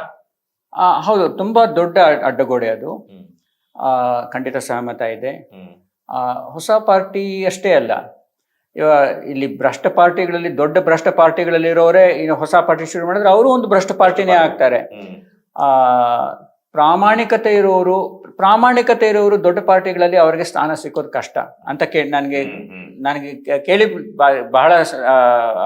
ಬಹಳಷ್ಟು ಕೇಳಿ ಬಂದಿದೆ. ಹಾಗೂ ನನ್ನ ಅಭಿಪ್ರಾಯ ಕೂಡ ಒಂದ್ ವೇಳೆ ಸಿಕ್ಕಿದ್ರು ಕೂಡ ಅವ್ರ ಪ್ರಾಮಾಣಿಕತೆ ಉಳಿಸ್ಕೊಂಡು ಅವ್ರು ಒಳ್ಳೆ ಕೆಲಸ ಮಾಡೋದಕ್ಕೂ ಸಾಧ್ಯ ಇರಲ್ಲ. ಎಲ್ಲನೂ ಅವ್ರ ನಾಯಕರು, ಅವರ ಮೇಲ್ನವರೆಲ್ಲ ಭ್ರಷ್ಟರು ಇರ್ತಾರೆ ಅಂತ ಹೇಳಿ ಅವರು ಪ್ರಾಮಾಣಿಕರು. ಸೊ ಅಲ್ಲಿ ಕಷ್ಟನೇ. ಹೊಸ ಪಾರ್ಟಿ ಶುರು ಮಾಡ್ಬೇಕಂದ್ರೆ, ಹೊಸ ಪಾರ್ಟಿ ಮೂಲಕ ಬರ್ಬೇಕಂದ್ರೆ ಅದು ಕಷ್ಟನೇ. ಬಟ್ ಆದ್ರೂ ಕೂಡ ನಾನು ಇದೆಲ್ಲ ಕಷ್ಟ ಅಂತ ಹೇಳ್ತಾ ಇದ್ರು ಕೂಡ ಬಹಳ ಇಂಪಾರ್ಟೆಂಟ್, ನಾವು ಭರವಸೆ ಬಿಟ್ಕೊಡ್ಬಾರ್ದು. You should never give up hope. ದಾರಿಗಳಿದೆ, ಸಮಸ್ಯೆಗಳಿದ್ರೆ ಅದಕ್ಕೆ ಪರಿಹಾರಗಳಿದೆ. ನಾವು ಪರಿಹಾರಗಳು ಹುಡುಕೋಬೇಕು. ಅದಕ್ಕೆ ನಾವು ಎದೆಗುಂದದೆ ಸದಾ ಪ್ರಯತ್ನ ಮಾಡ್ತಾ ಇರಬೇಕು. ಇವತ್ತಲ್ಲ ಒಂದಿನ ನಮ್ಗೆ ಸೂಕ್ತ ಪ್ರತಿಫಲ ಸಿಕ್ಕತ್ತೆ. ಪ್ರತಿಫಲ ಅಂತಾನೆ ಸಮಾಜ ಸುಧಾರಣೆ ಆಗುತ್ತೆ. ಡಾಕ್ಟ್ರೆ, ಈಗ ನಾವೊಂದು 2-3 ವಿಷಯಗಳನ್ನ ಇಲ್ಲಿ ಎಸ್ಟಾಬ್ಲಿಷ್ ಮಾಡಿದ್ವಿ. ಒಂದು, ಲೆವೆಲ್ ಪ್ಲೇಯಿಂಗ್ ಫೀಲ್ಡ್ ಇಲ್ಲ, ವಿಶೇಷವಾಗಿ ಅಭ್ಯರ್ಥಿಗಳಿಗೆ. ಅದರಲ್ಲೂ ಹಣಕಾಸಿನ ಕೊರತೆ ಇರುವಂತಹ, ಹೊಸದಾಗಿ ರಾಜಕೀಯಕ್ಕೆ ಬಂದಿರುವಂತಹ, ಅಕ್ರಮಗಳನ್ನ ಮಾಡಲ್ಲ ಅನ್ನುವಂತಹ ಜನರಿಗೆ ಈ ವ್ಯವಸ್ಥೆ ಸಹಕರಿಸೋದಿಲ್ಲ. ಅದನ್ನ ನಾವು ಹಣ ಹಂಚುತ್ತೀವಿ ಅಥವಾ ಚುನಾವಣಾ ಅಕ್ರಮ ಮಾಡೋದಕ್ಕೆ ಸಿದ್ಧವಾಗಿದ್ದೀವಿ, ನಾವು ದೊಡ್ಡ ಪಕ್ಷದವರು ಅಥವಾ ಈಗಾಗಲೇ ವಂಶ ಪಾರಂಪರ್ಯ ರಾಜಕಾರಣದಿಂದ ಬಂದಿದ್ದೀವಿ ಅನ್ನುವಂಥವರಿಗೆ ಇವತ್ತಿನ ವ್ಯವಸ್ಥೆ ಚುನಾವಣೆಗಳಲ್ಲಿ ಗೆದ್ದು ಬರೋದಕ್ಕೆ ಅನುಕೂಲಕರವಾಗಿದೆ ಅಂತ. ಒಂದು ಲೆವೆಲ್ ಪ್ಲೇಯಿಂಗ್ ಫೀಲ್ಡ್ ಇಲ್ಲ ಅನ್ನುವಂಥದ್ದು. ಇನ್ನೊಂದು, ಚುನಾವಣಾ ಅಕ್ರಮಗಳು, ವಿಶೇಷವಾಗಿ ಹಣ ಹೆಂಡ ಹಂಚುವಂಥದ್ದು, ಮತ್ತೆ ಎಸ್ಟಾಬ್ಲಿಷ್ಡ್ ಪೊಲಿಟಿಕಲ್ ಪಾರ್ಟೀಸ್ಗೆ ಇರುವಂತಹ ಈಗಾಗಲೇ ಇರುವ ಸೌಲಭ್ಯಗಳು. ಸೊ ಇದು ಹೊಸದಾಗಿ ಬರುವಂತವರಿಗೆ ಅಥವಾ ಹೊಸ ಪಕ್ಷಗಳಿಗೆ ಅಥವಾ ಪ್ರಾಮಾಣಿಕರಿಗೆ, ನ್ಯಾಯವಂತರಿಗೆ, ಅರ್ಹರಿಗೆ ಅಡ್ಡಗೋಡೆಯಾಗಿದೆ ಅಂತ. ಸೊ ಇನ್ನೊಂದು ವಿಚಾರ, ನಾನು ಅದನ್ನ ಆಮೇಲೆ ಬರ್ತೀನಿ. ಯಾಕಂದ್ರೆ ಈ ಹಳೆ ಪಕ್ಷಗಳಲ್ಲೂ ಟಿಕೆಟ್ ಯಾಕೆ ಕೊಡ್ತಾರೆ, ಹೇಗ್ ಕೊಡ್ತಾರೆ, ಅವರು ತಗೊಬಂದಿರ್ತಾರೆ ಅನ್ನುವಂತ ರೀತಿಯಲ್ಲಿ ಹೇಳಿದ್ರಿ. ಆ ವಿಚಾರಕ್ಕೆ ಬರೋದಕ್ಕೆ ಮೊದಲು ಇವಾಗ ನಾವು ಎಸ್ಟಾಬ್ಲಿಷ್ ಮಾಡಿದಂತ ಈ ಫ್ಯಾಕ್ಟ್ಸ್ ಮೇಲೆ ಯಾವ ತರಹದ ಸುಧಾರಣೆಗಳು ಇವತ್ತಿನ ವ್ಯವಸ್ಥೆಯಲ್ಲಿ ಆದರೆ ನಾವು ಕಂಡುಕೊಂಡ ಹಾಗೆ ಹೊಸ ಪಕ್ಷಗಳಿಗೆ ಆಗಲಿ, ಹೊಸ ಜನರಿಗೆ ಆಗಲಿ, ಯೋಗ್ಯರಿಗೆ ಆಗಲಿ, ಪ್ರಾಮಾಣಿಕರಿಗೆ ಆಗಲಿ ಜನರನ್ನ ಪ್ರತಿನಿಧಿಸುವಂತಹ ಅವಕಾಶಗಳು ಸಿಗುತ್ತೆ. ಈಗ ನಮ್ಮಲ್ಲಿರುವಂತಹದ್ದು parliamentary system of democracy. So ಇದರಲ್ಲಿ ಅಭ್ಯರ್ಥಿಗಳು ಗೆದ್ದು ಅವರು CM-ನೇ ಆಗಲಿ, ಪ್ರಧಾನಮಂತ್ರಿಯನ್ನೇ ಆಗಲಿ ಆಯ್ಕೆ ಮಾಡ್ತಾರೆ. ಆದ್ರೆ ಇವರ ಆಯ್ಕೆಯೇ ಒಂದು ರೀತಿಯಲ್ಲಿ ಕೆಟ್ಟ ಇದರಲ್ಲಿದೆ. ಅದರಲ್ಲೂ ಸಹ ನೀವು 3-4 ಜನ ನಿಂತಾಗ ಹೆಚ್ಚು ಮತ ಯಾರಿಗೆ, ಒಂದೆಷ್ಟು ಎಕ್ಸ್ಟ್ರಾ ಯಾರಿಗೆ ಬಂದಿರುತ್ತೋ ಅವ್ರಿಗೆ ಸಿಗುತ್ತೆ. ಹಾಗಾಗಿ ಬೇರೆಯವರು ಒಂದು ಹೊಸ ಪಾರ್ಟಿನೇ ಬಂದು 30% ವೋಟ್ ತಗೊಂಡ್ರು 3 ಸೀಟು ಗೆಲ್ಲದಂತಹ ಸಾಧ್ಯತೆಗಳು ಇವತ್ತಿನ ಸಂದರ್ಭದಲ್ಲಿದೆ. ಗೆದ್ದಿರುವಂತಹ ಆಡಳಿತದಲ್ಲಿರುವಂತಹ ಪಕ್ಷ ತಗೊಂಡಿರೋದೇ 35% ವೋಟು, ಆದ್ರೆ ಅವ್ರಿಗೆ 75% ಸೀಟು, 90% ತನಕನು ಸೀಟ್ ಸಿಕ್ಕಿರುವಂತಹ ಉದಾಹರಣೆಗಳು ನಮ್ಮಲ್ಲಿವೆ. They did not cross the majority of the electorate 51%, 50% plus 1 vote ಆಗದೇನೆ ಇವರು 90% ತನಕ ಸೀಟ್ ತಗೊಂಡಿರುವಂತದ್ದು ಇದೆ. ಸೊ ಈ ಎಲ್ಲ ಇದರಲ್ಲಿ ಒಂದು ಸೂಕ್ಷ್ಮವಾಗಿ ನಿಮ್ಮ ಪ್ರಕಾರ ಯಾವ ತರಹದ ಸುಧಾರಣೆಗಳು ಆಗಬೇಕು, ಇವೆಲ್ಲ ಬದಲಾಗಿ ಒಳ್ಳೆಯವರು ಗೆಲ್ಬೇಕು ಅಂದ್ರೆ? ಇದಕ್ಕೆ ನಾನು ಈ ತರ ಹೇಳ್ತೀನಿ, ನನಗೆ ಎಲ್ಲಾ ಸಮಸ್ಯೆಗಳು, ಎಲ್ಲಾ ಉತ್ತರಗಳು ನನ್ನ ಹತ್ರ ಇದೆ ಅಂತ ನಾನು ಹೇಳಕ್ ಆಗೋದಿಲ್ಲ, ಅನ್ಕೋಬಾರ್ದು ಕೂಡ. ಬಟ್ ಕೆಲವು ವಿಷಯಗಳು ನನಗೆ ಗೊತ್ತಿರೋದಿದೆ. ಆಮೇಲೆ ಈ ಚುನಾವಣೆ ಬಗ್ಗೆನೇ ಮಾತಾಡ್ತಾ ಇದ್ದೀವಿ. ಅದಕ್ಕೆ ಒಂದ್ ಹೆಜ್ಜೆ ಹಿಂದೆ ತಗೊಂಡೋಣ, ಪ್ರಜಾಪ್ರಭುತ್ವದ ಬಗ್ಗೆ ಮಾತಾಡೋಣ. ಚುನಾವಣೆ ಯಾತಕ್ಕೆ ಬೇಕು ಆಕ್ಚುಲಿ? ಪ್ರಜಾಪ್ರಭುತ್ವ ಇಲ್ಲದ್ರೆ ಚುನಾವಣೆ ಅವಶ್ಯಕತೆನೇ ಇಲ್ವೇ? ರಾಜ, ಮಹಾರಾಜ, ಚಕ್ರವರ್ತಿ ಇದ್ದ ಕಾಲದಲ್ಲಿ ಚುನಾವಣೆಗಳೇನು ಆಗ್ತಾ ಇರಲಿಲ್ಲ. ಯಾರೋ ರಾಜ ಆಗೋರು, ಮಹಾರಾಜ ಆಗೋರು, ಚಕ್ರವರ್ತಿ ಆಗೋರು, ಅವ್ರ ಕೆಳಗೆ ಅವ್ರು ಹೇಳ್ದಂಗೆ ಅವ್ರ ಡಿಕ್ಟೇಟರ್, ಬೇಸಿಕ್ಲಿ ಸರ್ವಾಧಿಕಾರ ಆಯ್ತು, ಅವ್ರು ಹೇಳ್ದಂಗೆ. ಸೊ ಈ ಪ್ರಜಾಪ್ರಭುತ್ವಕ್ಕೂ ಅದಕ್ಕೂ ಏನ್ ವ್ಯತ್ಯಾಸ ಅಂತ ಅರ್ಥ ಮಾಡ್ಕೋಬೇಕು. ಆವಾಗ ನಾವು ಪ್ರಜಾಪ್ರಭುತ್ವದಲ್ಲಿ ಈ ಚುನಾವಣೆಗಳ ಮಹತ್ವ ಏನು ಅಂತ ಅರ್ಥ ಮಾಡ್ಕೊಳಕ್ ಆಗತ್ತೆ. ಪ್ರಜಾಪ್ರಭುತ್ವ ಇವಾಗ ರಾಜ ಮಹಾರಾಜ ಚಕ್ರವರ್ತಿ ಇದ್ದಾಗ ಏನಾಗ್ತಾ ಇತ್ತು, ಆ ರಾಜ ಮಹಾರಾಜ ಚಕ್ರವರ್ತಿ ಒಳ್ಳೆಯವನಾಗಿರ್ಬೋದು ಅಥವಾ ಒಳ್ಳೆಯವಳಾಗಿರ್ಬೋದು, ಕೆಟ್ಟವರಾಗಿರ್ಬೋದು, ಸ್ವಾರ್ಥಿಗಳಾಗಿರ್ಬೋದು, ಬುದ್ಧಿವಂತರಾಗಿರ್ಬೋದು, ದಡ್ಡರಾಗಿರ್ಬೋದು, ಎಲ್ಲ ಥರ ಸಾಧ್ಯತೆಗಳಿವೆ. ಸೊ ಆವಾಗ ಅವರ ನಡತೆಯಿಂದ ಸಮಾಜಕ್ಕೆ ಒಳ್ಳೇದಾಗ್ಬೋದು, ಕೆಟ್ಟದಾಗ್ಬೋದು, ಸ್ವಲ್ಪ ಒಳ್ಳೇದಾಗ್ಬೋದು, ಸ್ವಲ್ಪ ಕೆಟ್ಟದಾಗ್ಬೋದು, ತರ್ತರ ಅವ್ರಿಗೆ ಏನು ಸಾಧ್ಯತೆಗಳಿರುತ್ತೆ. ಪ್ರಜಾಪ್ರಭುತ್ವದಲ್ಲಿ ಈ ರಾಜ ಮಹಾರಾಜ ಡಿಕ್ಟೇಟರ್, ರಾಜ ಮಹಾರಾಜ ಚಕ್ರವರ್ತಿ ಡಿಕ್ಟೇಟರ್ ಯಾರಿರ್ತಾರೆ, ಅದರಲ್ಲಿ ಇದೆಲ್ಲಾನು ಆ ಒಂದು ವ್ಯಕ್ತಿ ಮೇಲೆ ಅವಲಂಬನೆ ಆಗಿರುತ್ತೆ.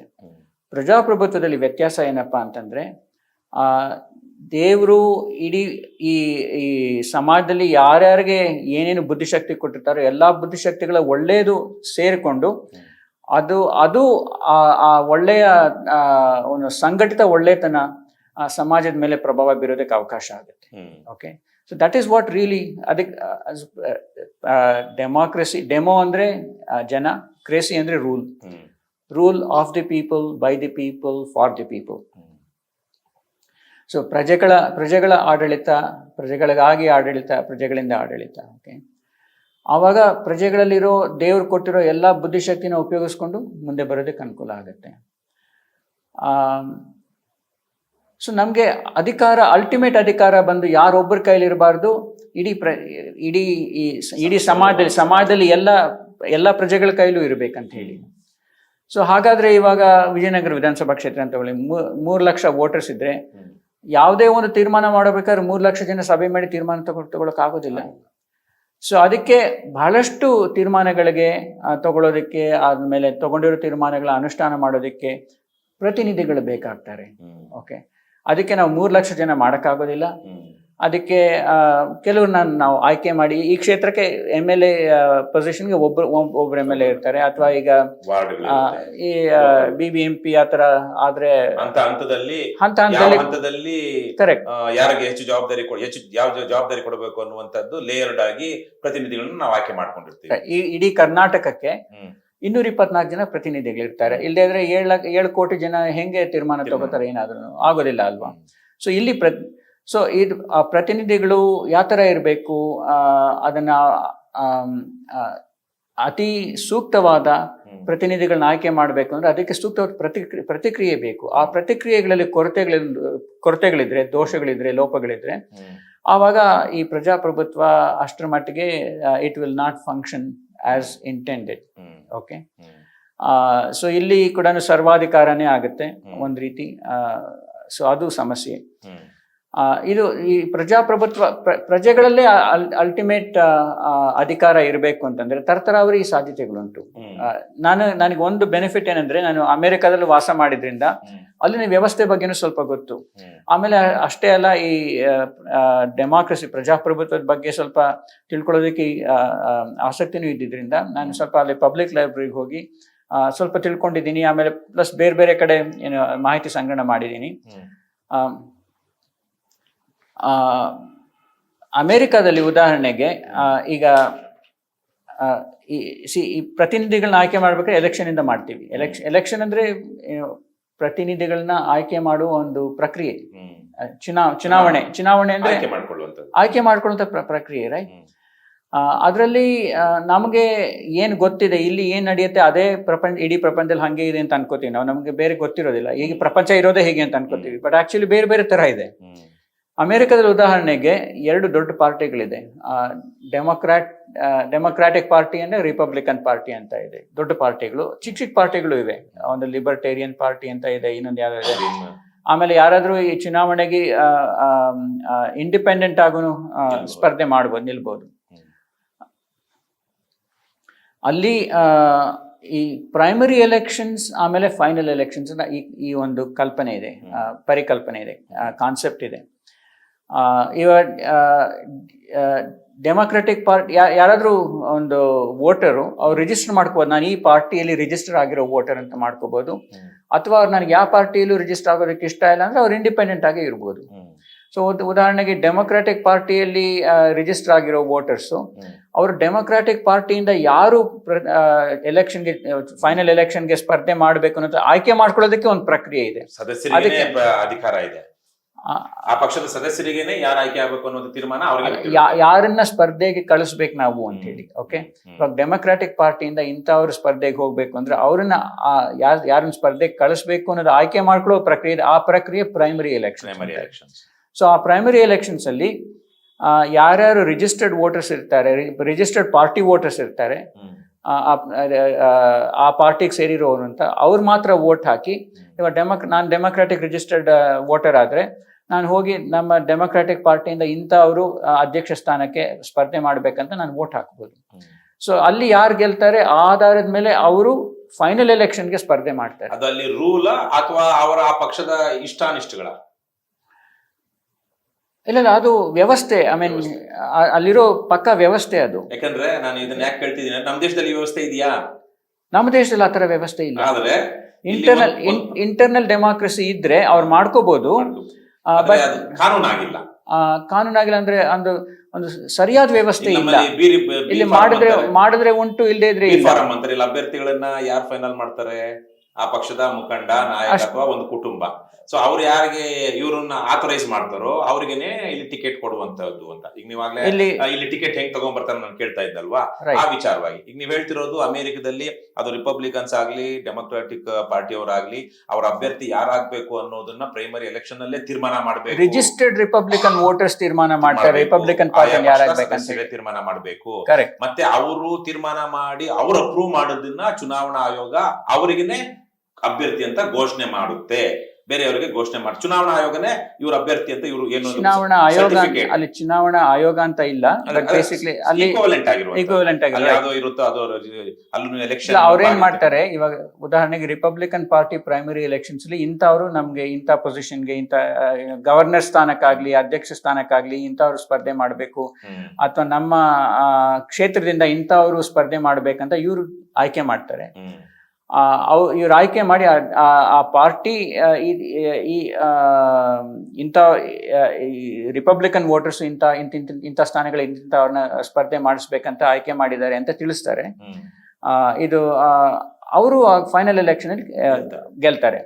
ಒಂದ್ ವೇಳೆ ಯಾರಿಗಾದ್ರೂ ಅದಿಷ್ಟು ರಿಪಬ್ಲಿಕನ್ ಪಾರ್ಟಿ ಅಂತ ಅನ್ಕೊಳ್ಳಿ ಉದಾಹರಣೆಗೆ, ಓಕೆ, ಅಲ್ಲಿ ಯಾರಾದ್ರೂ ಒಂದು ವೋಟರ್ಗೆ ಇಷ್ಟ ಇಲ್ಲ ಇವ್ರು ಆಗಿರೋದು ಸರಿಗಿಲ್ಲ, ಇನ್ಯಾರು ಆಗ್ಬೇಕಾಗಿತ್ತು ಅಥವಾ ನಾನು ಆಗ್ಬೇಕಾಗಿತ್ತು, ಅವ್ರು ಇಂಡಿಪೆಂಡೆಂಟ್ ಆಗಿ ಮಾಡ್ಬೋದು, ಇಂಡಿಪೆಂಡೆಂಟ್ ಸ್ಪರ್ಧೆ ಮಾಡ್ಬೋದು, ಬಟ್ ಅವ್ರು ರಿಪಬ್ಲಿಕನ್ ಪಾರ್ಟಿ ಕ್ಯಾಂಡಿಡೇಟ್ ಆಗಲ್ಲ.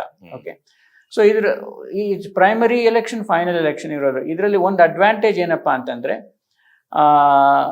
ಇದು ಪ್ರಜಾಪ್ರಭುತ್ವದ ಇನ್ನೊಂದು ಸುತ್ತು ಆಕ್ಚುಲಿ. ಸೊ ನೀವ್ ಹೇಳ್ತಿರೋದು ಈ ತರದ ಪ್ರೈಮರಿ ಎಲೆಕ್ಷನ್ಸ್, ಇಂಟರ್ನಲ್ ಡೆಮಾಕ್ರಸಿಯನ್ನ ನಮ್ಮ ದೇಶದಲ್ಲೂ ಅಳವಡಿಸ್ಕೊಂಡ್ರೆ ಅದೊಂದು ಉತ್ತಮವಾದಂತಹ ರಾಜಕೀಯ ಸುಧಾರಣೆ ಆಗುತ್ತೆ, ಚುನಾವಣಾ ಸುಧಾರಣೆಗಳಾಗುತ್ತೆ, ಅದರಿಂದ ಪ್ರಜಾಪ್ರಭುತ್ವ ಬಲಗೊಳ್ಳುತ್ತೆ ಅನ್ನೋದನ್ನ ನೀವ್ ಹೇಳ್ತಾ ಇದ್ದೀರಾ. ಅದ್ರ ಬಗ್ಗೆ ಯೋಚನೆ ಮಾಡ್ಬೇಕು. ಅಂದ್ರೆ ನಾವು ಬ್ಲೈಂಡ್ ಆಗಿ ಫಾಲೋ ಮಾಡೋದು ಬೇಡ, ಯಾಕಂದ್ರೆ ಸುಮಾರಷ್ಟು ವ್ಯವಸ್ಥೆಗಳಿದೆ, ಅದ್ರಲ್ಲಿ ಇದು ಒಂದು ವ್ಯವಸ್ಥೆ. ಅದ್ರ ಬಗ್ಗೆ ಯೋಚನೆ ಮಾಡಬೇಕು, ಅದ್ರ ಬಗ್ಗೆ ಚರ್ಚೆ ಮಾಡಬೇಕು. ನಮ್ಮ ಈಗಿರೋ ವ್ಯವಸ್ಥೆಗಿಂತ ಉತ್ತಮ ಆಗುತ್ತೆ ಅಂತ ಅನ್ಕೋತೀನಿ ನಾನು. ಓಕೆ, ಸೊ ಈಗ ಇದಿಲ್ಲದೆ ಇರೋದೇನೆ, ಈ ತರಹದ ಒಂದು ಪ್ರೈಮರಿ ಎಲೆಕ್ಷನ್ಸ್ ಇಲ್ಲದೆ ಇರೋದೇನೆ, ಆ ಪಕ್ಷದ ಸದಸ್ಯರುಗಳು ಆಯ್ಕೆ ಮಾಡ್ಕೊಳ್ಳುವಂತ ಒಂದು ಅವಕಾಶ ಇಲ್ಲದೆ ಇರೋದೇನೆ, ನಮ್ಮಲ್ಲಿ ಟಿಕೆಟ್ಗಳ ಮಾರಾಟ ಆಗುವಂತಹದ್ದು, ನೆಪೋಟಿಸಂ, ಸ್ವಜನ ಪಕ್ಷಪಾತ, ಒಂದೇ ಜಾತಿಯವರಿಗೆ ಕೊಡುವಂತಹದ್ದು, ಅಥವಾ ಕುಟುಂಬಕ್ಕೆ ಬೇಕಾದಷ್ಟು ಒಬ್ಬ ಯಾವುದೋ ಒಂದು ಪಕ್ಷದ ಅಧ್ಯಕ್ಷ ಆಗಿರೋನು, ಮುಖ್ಯಸ್ಥ ಆಗಿರೋನು ತನಗೆ ಬೇಕಾದಂತ ತನ್ನ ಕುಟುಂಬದ ಸದಸ್ಯರನ್ನೇ ಆರಳ ಕಡೆ ನಿಲ್ಲಿಸುವಂತದ್ದು, ಇವೆಲ್ಲದಕ್ಕೂ ಕಡಿವಾಣ ಬೀಳುತ್ತೆ ಅಲ್ವಾ ಡಾಕ್ಟ್ರೆ? ಅವಾಗ ಈ ತರದ್ದೆಲ್ಲ ಆದಾಗ ಸ್ವಲ್ಪ ಮಟ್ಟಿಗೆ ಕಡಿವಾಣ ಬೀಳ್ತಾವೆ, ಬಹುತೇಕವಾಗಿ. ಮತ್ತೆ ಅದಕ್ಕೆ ಹೊಣೆ ಯಾರ್ದಿರುತ್ತೆ? ಅವಾಗ ಮತದಾರರದೇ ಇರುತ್ತೆ. ಇವಾಗ ಹೊಣೆ ಯಾರ್ದಿದೆ? ಅವನಿಗೆ ಅವನು ಅಧ್ಯಕ್ಷ ಆದ ಒಂದು ಇವಂದೇ ಇರುತ್ತೆ ಹೊರತು ಇಡೀ, ಯಾಕಂದ್ರೆ ರಾಜಕೀಯ ಪಕ್ಷಗಳನ್ನ ಕಟ್ಟಿರೋರು ಯಾರು? ಜನರೇ. ಒಬ್ಬ ಇಬ್ಬ ಕಟ್ಟಕ್ ಆಗೋದಿಲ್ಲ, ಒಬ್ಬರಿಬ್ಬರಿಂದ ಅಲ್ಲ. ಈಗ ನಾವು ಚುನಾವಣಾ ಆಯೋಗದಲ್ಲಿ ನಮ್ಮ ಪಕ್ಷವನ್ನ ರಿಜಿಸ್ಟರ್ ಮಾಡ್ಬೇಕು ಅಂತ ಹೋದಾಗ್ಲೂ 200-300 ಜನ ಪ್ರಾಥಮಿಕ ಸದಸ್ಯರು ಇರ್ಬೇಕು ಆ ಪಕ್ಷದಲ್ಲಿ. ಸೊ ಹಾಗಾಗಿ ಪ್ರಾಥಮಿಕ ಸದಸ್ಯರಿಂದ ಇವರು ನೇರವಾಗಿ ಒಂದು ವಂಶಕ್ಕೋ ಒಬ್ಬ ವ್ಯಕ್ತಿಗೋ ತಗೊಂಡಿದ್ದಾರೆ. ಅದರಿಂದನೇ ಇವತ್ತು ವಂಶ ಪಾರಂಪರ್ಯ ರಾಜಕಾರಣ ನಡೀತಿರುವಂತಹದ್ದು. ಸೊ ಈ ನಿಟ್ಟಿನಲ್ಲಿ ನೀವು ಹೇಳ್ತಿರುವಂತದ್ದು, ಈ ತರ ಪ್ರೈಮರಿ ಎಲೆಕ್ಷನ್ಸ್, ಇಂಟರ್ನಲ್ ಡೆಮಾಕ್ರಸಿ ನಮ್ಮ ದೇಶದಲ್ಲೂ ಒಂದಷ್ಟು ಮಟ್ಟಿಗೆ ಕಾನೂನಾತ್ಮಕವಾಗಿ ಅನುಷ್ಠಾನವಾಗಬೇಕು. ಅವಾಗ ಒಂದಷ್ಟಾದ್ರೂ ಸ್ವಲ್ಪ ಮಟ್ಟಿಗಾದ್ರೂ ಇವತ್ತಿಗಿರೋದಕ್ಕಿಂತ ಉತ್ತಮವಾದದ್ದು, ಮತ್ತೆ ಅದು ನಮ್ಮ ಕಾಂಟೆಕ್ಸ್ಟ್ ಅಲ್ಲಿ ವರ್ಕ್ ಆಗುತ್ತೋ ಇಲ್ವೋ ಸಂಪೂರ್ಣವಾಗಿ ಅವ್ರಿಗಿಂತ ಉತ್ತಮ ಆಗಬಹುದು, ಅಥವಾ ಸ್ವಲ್ಪ ಅಷ್ಟೇನು ಉತ್ತಮ ಆಗದೆ ಇರಬಹುದು, but still it would be better than what we have today. It will be better. But ನಾನು ಹೇಳ್ತಿರೋದೇನೆಂದ್ರೆ ಮೇ ಬಿ ಈಗ ಈ ಬೇರೆ ಬೇರೆ ಅಂಶಗಳಿದೆ ಇದರಲ್ಲಿ. ಇವಾಗ ನಾನು ಈಗ ಏನು ಹೇಳಕ್ ಹೊರಟಿದ್ದೀನಿ ಅದಕ್ಕೂ ಇದಕ್ಕೂ ಕಾನ್ಫ್ಲಿಕ್ಟ್ ಇರ್ಬೋದು. ಸೊ ನಾವು ಚರ್ಚೆ ಮಾಡಬೇಕಾಗತ್ತೆ, ಆಲೋಚನೆ ಮಾಡಬೇಕಾಗತ್ತೆ. ಈಗ ಆ ಪ್ರೈಮರಿ ಸಿಸ್ಟಮ್ ಹಾಕಿದ್ರೆ ಅದೇ ಉತ್ತಮನ ಅಥವಾ ಬೇರೆ ಇದಕ್ಕೆ ಕಾನ್ಫ್ಲಿಕ್ಟ್ ಆಗಿ ಇರೋ ಬೇರೆ ಏನಾದ್ರು ಇನ್ನೂ ಉತ್ತಮವಾಗಿರೋದೇನಾದ್ರು ಇದೆಯಾ ಅಂತ ಯೋಚನೆ ಮಾಡಬೇಕಾಗತ್ತೆ. ಬಟ್ ಖಂಡಿತ ಹೇಳ್ತೀನಿ ನೋಡಿ ಉದಾಹರಣೆಗೆ. ಆಮೇಲೆ ಇನ್ನೊಂದು ಇಲ್ಲಿ ನಮ್ಮ ಎಲೆಕ್ಷನ್ ಸಿಸ್ಟಮ್ ಅಲ್ಲಿ ಒಟ್ಟಿನಲ್ಲಿ ಇದು ನಮ್ಮಲ್ಲಿರೋ ಒಂದು ಸಮಸ್ಯೆ, ನಮ್ಮ ಎಲೆಕ್ಷನ್ ಇರೋ ಒಂದು ಸಮಸ್ಯೆ. ಈಗಿರೋದಕ್ಕಿಂತ ಪ್ರೈಮರಿ ಸಿಸ್ಟಮ್ ಇರೋದು ಒಳ್ಳೇದು. ಓಕೆ, ಖಂಡಿತ. ಓಕೆ, ಬಟ್ ಈಗ ನಮ್ಮಲ್ಲಿ ಈಗ ಒಂದು 100 ಜನ ವೋಟರ್ಸ್ ಇರ್ತಾರೆ ಅಂತ ಅನ್ಕೊಳ್ಳಿ. ಒಂದು ಅಭ್ಯರ್ಥಿಗೆ, ಒಂದು ಪಾರ್ಟಿಯವರು ಒಂದು ಅಭ್ಯರ್ಥಿಗೆ 30 ವೋಟ್ ಬಂದಿರುತ್ತೆ ಅಂತ ಅನ್ಕೊಳ್ಳಿ.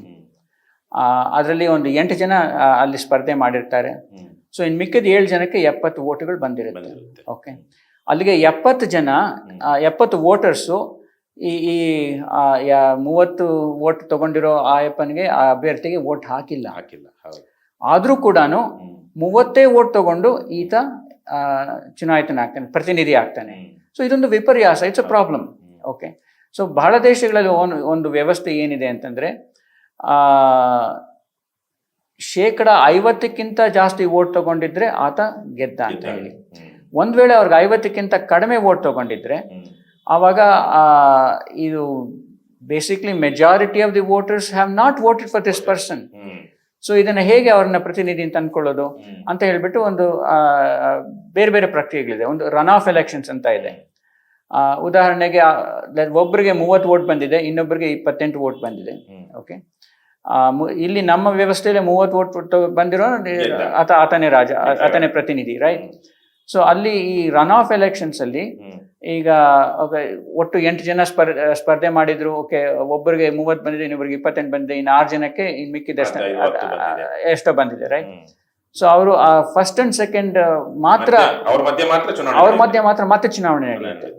ಸೊ ಆವಾಗ ನೋಡಿಯಪ್ಪ, ಈಗ ಈ ಬೇರೆ 5, 6, 10 ವೋಟ್ ತಗೊಂಡಿರೋ ಅವ್ರು ಗೆಲ್ಲೋ ಸಾಧ್ಯತೆ ಇಲ್ಲ. 28 ವೋಟ್ ತಗೊಂಡಿರೋರು ಹತ್ರ ಇದ್ದಾರೆ, ಸೊ ಅವ್ರು ಗೆಲ್ಲಬಹುದು. ಇವಾಗ ನೋಡಿ, ನಿಮ್ಗೆ ಇವರಿಬ್ರಲ್ಲಿ ಯಾರು ಬೇಕು ಅಂತ ಹೇಳಿ ಚುನಾವಣೆ ನಡೆಯುತ್ತೆ. That run of elections. Okay, ಆ ತರನು ಆ ವ್ಯವಸ್ಥೆ ಇಲ್ಲ. ಕೆಲವು ಪ್ರಜಾಪ್ರಭುತ್ವ ಅಂದ್ರೆ ನಮಗ್ ಗೊತ್ತಿರೋದು ಒಂದೇ ರೀತಿ, ಒಂದೇ ವಿಧಾನ. ಬಟ್ ಯಾಕೆಂದ್ರೆ ನಮ್ಮ ದೇಶದಲ್ಲಿ ಏನಿದೆ ಅಷ್ಟೇ ಗೊತ್ತಿದೆ. ನಾವು ನಮ್ಮ ಮನಸ್ಸನ್ನ ಒಂದು ಬಿಚ್ಚು ಮನಸ್ಸಿಂದ ನೋಡ್ಬೇಕಾಗುತ್ತೆ. ಪ್ರಜೆಗಳಿಗೆ ಅಧಿಕಾರ ಬರೋದಕ್ಕೆ ಏನೆಲ್ಲ ಸಾಧ್ಯ ರೀತಿಗಳಿದೆ ಅಂತ ಹೇಳಿ ಹೆಚ್ಚು ಜನ ಆ ರೀತಿಗಳನ್ನು ನಾವು ಅನ್ವೇಷಿಸಿ, ಅಂದ್ರೆ ಇನ್ವೆಸ್ಟಿಗೇಟ್ ಮಾಡಿ ನಮ್ಮ ಚುನಾವಣಾ ಪದ್ಧತಿನ ಸುಧಾರಣೆ ಮಾಡ್ಕೊಳ್ಳೋದಕ್ಕೆ ಅವಕಾಶ ಇದೆ, ಮಾಡಬೇಕು ಕೂಡ. ಓಕೆ, ಅದರಲ್ಲಿ ಇದು ಒಂದು ಭಾಗ. ಅಂದ್ರೆ 50% ಪ್ಲಸ್ 1 ವೋಟ್ ಬರುವಂತಹ ವ್ಯಕ್ತಿಗಳನ್ನ, ಅಂದ್ರೆ ಮೆಜಾರಿಟಿ ಜನ ಮೆಜಾರಿಟಿ ಬರೋ ತನಕ ಚುನಾವಣೆ ನಡೀತಾ ಇದೆ. ಓಕೆ, ಮತ್ತೆ ನಡೀತೆ. ಆಮೇಲೆ ಇನ್ನೊಂದು ಸಿಸ್ಟಮ್ ಇದೆ. ಆ ಸಿಸ್ಟಮ್ ಅಲ್ಲಿ ಏನಪ್ಪಾ ಅಂತಂದ್ರೆ, 100 ಜನ ವೋಟ್ ಹಾಕಿರ್ತಾರೆ. ಅವರು ನನ್ನ ಮೊದಲನೇ ಆದ್ಯತೆ ಇವರು, 2ನೇ ಆದ್ಯತೆ ಇವರು, 3ನೇ ಆದ್ಯತೆ ಇವರು ಅಂತ ವೋಟ್ ಹಾಕ್ಬೋದು. Preferential voting. ಓಕೆ, ಯಾರಿಗೂ 50%ಗಿಂತ ಜಾಸ್ತಿ ಬಂದಿಲ್ಲ ಅಂತಂದ್ರೆ, ಮೊದಲನೇ ಆದ್ಯತೆ ಯಾರಿಗೂ ಬಂದಿಲ್ಲ ಅಂತಂದ್ರೆ, ಆವಾಗ ಈ ಕಡಿಮೆ ವೋಟ್ ತಗೊಂಡಿರೋರ್ಗೆ ಅವ್ರನ್ನ ತೆಗೆದಾಕ್ಬಿಟ್ಟು, ಓಕೆ, ನಿಮ್ಗೆ ಎರಡನೇ ಆದ್ಯತೆ ಏನಿದೆ, ಓಕೆ, 2ನೇ ಆದ್ಯತೆ. ಸೊ ಆ ರೀತಿ ನೋಡಿ, ಅತಿ ಹೆಚ್ಚು ಜನಕ್ಕೆ ಸಾಧ್ಯ ಆದಷ್ಟು ಆದ್ಯತೆ ಪಡೆದಿರುವಂತ ಅವ್ರಿಗೆ ಚುನಾವಣೆ ಆಗೋದಕ್ಕೊಂದು ಅವಕಾಶ. ನಮ್ಮಲ್ಲಿ MLC ಎಲೆಕ್ಷನ್ಗಳಲ್ಲಿ ಈ ಗ್ರಾಜುಯೇಟ್ಸ್ ಕಾನ್ಸ್ಟಿಟ್ಯೂನ್ಸಿಲಿ ಮತ್ತೆ ಟೀಚರ್ಸ್ ಕಾನ್ಸ್ಟಿಟ್ಯೂನ್ಸಿಲಿ ಕರ್ನಾಟಕದಲ್ಲಿ ಆ ಪದ್ಧತಿ ಇದೆಯಾ? ಸೊ ಇಲ್ಲಿ 6-7 ಜನ ನಿಂತಿದ್ರು ಯಾರಿಗೂ 50%ಗಿಂತ ಜಾಸ್ತಿ ಬಂದಿಲ್ಲ ಅಂದಾಗ ಕೊನೆಯಿಂದ ತಗೊಂಡ್ ಬರ್ತಾರೆ. ಈಗ 6ನೇ ಸ್ಥಾನದಲ್ಲಿ 6 ಜನ ನಿಂತಿದ್ದಾರೆ, 6ನೇ ಸ್ಥಾನದಲ್ಲಿ ಇದ್ದ ಒಂದು ಸೆಕೆಂಡ್ ಪ್ರಿಫರೆನ್ಷಿಯಲ್ ವೋಟ್ ಯಾರಿಗಿದೆ ಅದನ್ನ ಆಡ್ ಮಾಡ್ತಾ ಹೋಗ್ತಾರೆ. ಯಾವ ಸಮಯದಲ್ಲಿ ಯಾವ್ದೋ ಒಂದು ವ್ಯಕ್ತಿಗೆ 50% ಜಾಸ್ತಿ ಆಗುತ್ತೋ ಅಲ್ಲಿಗೆ ಅಲ್ಲಿಗೆ ಒಳ್ಳೆ ಸಿಸ್ಟಮ್. ಅಂದ್ರೆ ಅವಾಗ ಮತ ಹಾಕುವಂತವ್ರು ಬಹಳ ಜವಾಬ್ದಾರಿಯಿಂದ ಹಾಕಿರ್ತಾರೆ. ಅದು ಸ್ವಲ್ಪ ಸಮಯ ತೆಗೆದುಕೊಳ್ಳುತ್ತೆ. ಇವತ್ತಿರುವಂತ ನಮ್ಮ ಏನು EVM ವ್ಯವಸ್ಥೆ ಎಲ್ಲ ಮಾಡೋದಿಕ್ ಆಗೋದಿಲ್ಲ. ಸೊ ಹಾಗಾಗಿ ಇವತ್ತಿರುವ ಅದೇ ವಿಚಾರವನ್ನು ಇಟ್ಕೊಂಡು ಇವಾಗ ಇನ್ನೊಂದು ಮಾತಾಡೋದಾದ್ರೆ EVM ವಿಚಾರ ಎತ್ತಿರೋದ್ರಿಂದ ಇಂತಹ ಒಂದು EVM ಬರಕ್ ಮೊದಲು ಇನ್ನೊಂದೆರಡು ವಿಷಯ ಹೇಳ್ತೀನಿ. ಸೊ ಜನಕ್ಕೆ ಅಪ್ಪ ನೀನು ಮಾಡ್ತಿರೋ ಕೆಲಸ ನಮ್ಗೆ ತೃಪ್ತಿ ಇಲ್ಲ ಅಂತ ಹೇಳಿದ್ರೆ ವಾಪಸ್ ಕಳ್ಸ್ಕೊಳ್ಳೋ ಹಕ್ಕಿದೆ. vote to recall. DKC ಅವರು ಈ ಟನಲ್ ರೋಡ್ಸ್ ಅಂತ ಮಾಡ್ತಾ ಇದ್ದಾರೆ. ನನ್ನ ಅಭಿಪ್ರಾಯದಲ್ಲಿ ಅದು ನಮ್ಮ ಬೆಂಗಳೂರಿನ ಪೂರ್ತಿ ಅಧ್ವಾನ ಮಾಡಿ ಹಾಕುತ್ತೆ. ಅಲ್ಲ, ಅಲ್ಲಿ ಈಗ ಅಮೆರಿಕದಲ್ಲಿ ಎಷ್ಟೋ ಕಡೆಗಳಲ್ಲಿ ಯಾವ್ದನ್ನಾದ್ರೂ ಕಾನೂನು ಬಾಹಿರ ಅಕ್ರಮ ಇಲ್ಲೀಗಲ್ ಅಂತ ಮಾಡ್ಬೇಕು ಅಂದ್ರೆ ಅದು ರೆಫರೆಂಡಮ್ ಅಲ್ಲೇ ಮಾಡ್ತಾರೆ. ಇದನ್ನ ಇವತ್ತಿನಿಂದ ಆಮೇಲೆ ಈಗ ನೀವು ಹೇಳ್ದಂಗೆ ಯಾವ್ದೋ ಒಂದು ಮೆಟ್ರೋ ಮಾಡ್ಬೇಕು ಅಂದಾಗ್ಲೂ ಅದು ದುಡ್ಡು ಎಲ್ಲಿಂದ ಬರಬೇಕು, ಇಷ್ಟು % ಟ್ಯಾಕ್ಸ್ ನಾವು ಪೆಟ್ರೋಲ್ ಮೇಲೇನೋ ಡೀಸೆಲ್ ಮೇಲೇನೋ ಅಥವಾ ಇನ್ಯಾವುದೋ ಒಂದು ಸರ್ವಿಸ್ ಮೇಲೇನೋ ಹಾಕ್ಬೇಕು ಅನ್ನೋದನ್ನು ಆ ರೆಫರೆಂಡಮ್ ಅಲ್ಲಿ ಸೇರಿಸಿರ್ತಾರೆ. ಯಾವುದೇ ವಿಷಯಕ್ಕೆ ರೆಫರೆಂಡಮ್ ಹಾಕ್ಬಹುದು. ಅದಕ್ಕೊಂದು ಪ್ರಕ್ರಿಯೆ ಇರುತ್ತೆ. ಇಷ್ಟು ಸಾವಿರ ಜನ ನಾವು ಸಹಿ ಮಾಡಿ ಅದಕ್ಕೆ ನಾವು ಮನವಿ ಸಲ್ಲಿಸಬೇಕು ಅಂತ. ಅವಾಗ ಎಲೆಕ್ಷನ್ ಜೊತೆ ಈ ವಿಷಯದ ಬಗ್ಗೆ ನೀವೀಗ ಹೇಳ್ತಿರೋದು we have given all the rights to our representatives by voting. ಒಂದ್ಸಲ ನಮ್ಮ ಸಿಸ್ಟಮ್ ಅಲ್ಲಿ ತುಂಬಾ ದೋಷಗಳಿದೆ. ಸೊ ಬಿಜೆಪಿ ನೇಮಕ ಮಾಡ್ತಾ ಇದೆ ಅಂದ್ರೆ ಒಂದು ಪಕ್ಷ ಆಡಳಿತಾರೂಢ ಪಕ್ಷ ನೇಮಕ ಮಾಡ್ತಾ ಇದೆ. ಆ ಎಲೆಕ್ಷನ್ ಕಮಿಷನರ್ಗೆ ಅವ್ರಿಗೆ ಯಾರು ನೇಮಕ ಮಾಡಿರ್ತಾರೋ ಅವ್ರ ಮೇಲೆ ಒಲವಿರುತ್ತೆ. ಇವಾಗ ಒಂದು ಆ EVM ಅಲ್ಲಿ ನೀವು ಯಾರಿಗೆ ಬೇಕಾದ್ರೂ ವೋಟ್ ಹಾಕೊಳ್ಳಿ, ರಿಸಲ್ಟ್ ಯಾರು ಅದನ್ನ ಯಾರು ಕಂಟ್ರೋಲ್ ಮಾಡ್ತಾರೆ ಅವ್ರಿಗೆ ಬೇಕಾಗಿರೋ ರೀತಿ ಮಾಡಿಸ್ಬೋದು.